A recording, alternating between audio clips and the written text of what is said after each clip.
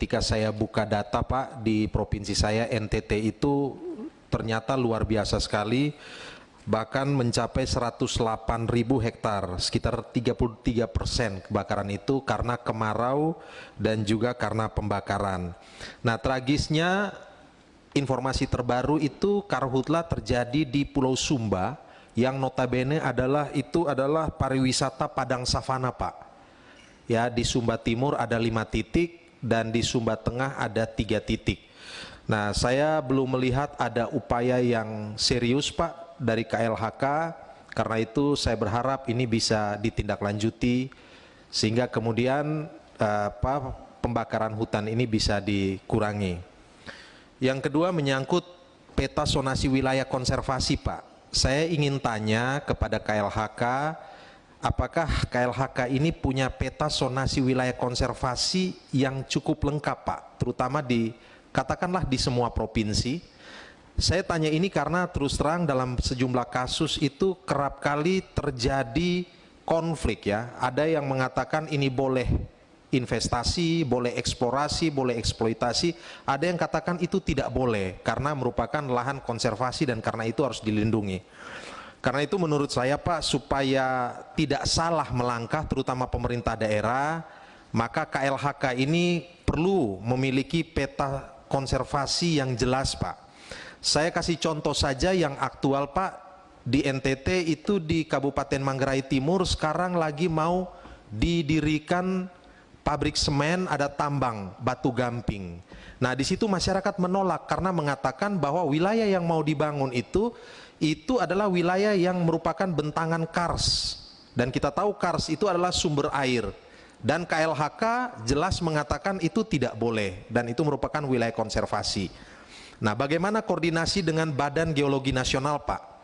Yang berikut tadi kita singgung soal hutan bakau. Nah di wilayah yang akan dijadikan pabrik semen dan juga tambang batu gamping ini, itu ada hutan bakau Pak. Letaknya tidak terlalu jauh dari persawahan warga, dan sampai hari ini hutan bakau itu dimanfaatkan, difungsikan untuk selain mencegah abrasi, tetapi juga mencegah perembesan ya, air laut ke sawah warga.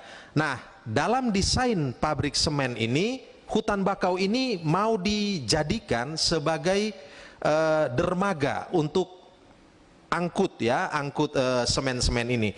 Karena itu zonasi konservasi ini juga perlu kita mendapatkan penjelasan Pak. Yang terakhir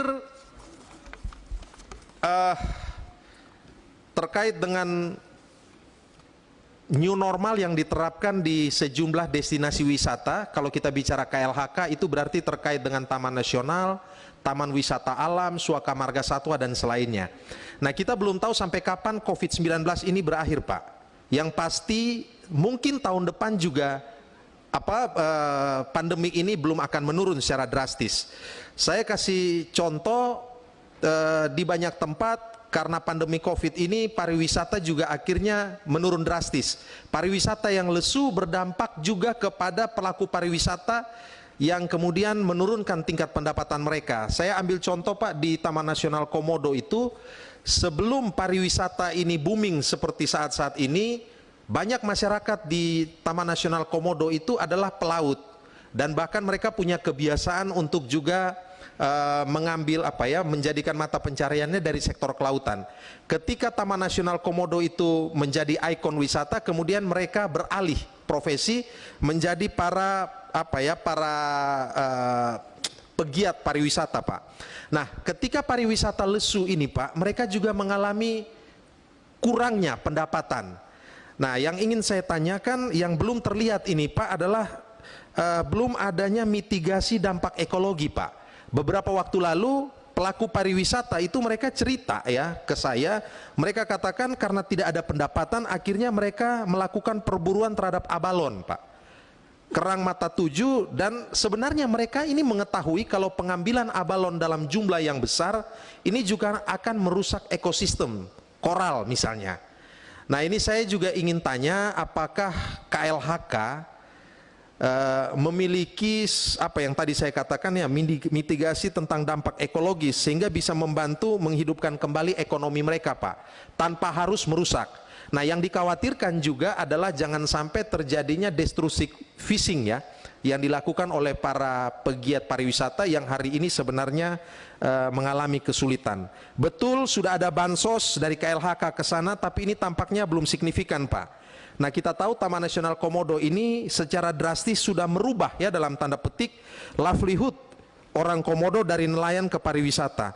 Nah, saya ingin mendapatkan gambaran kira-kira apa langkah yang bisa dilakukan KLHK untuk membantu masyarakat-masyarakat di sekitar Taman Nasional Komodo. Saya kira mungkin bukan cuma di situ, tapi di taman nasional yang lain juga ketika pariwisata mengalami kelesuan, tentu mereka juga harus dipikirkan tentang mata pencarian mereka, Pak. Sekian dan terima kasih.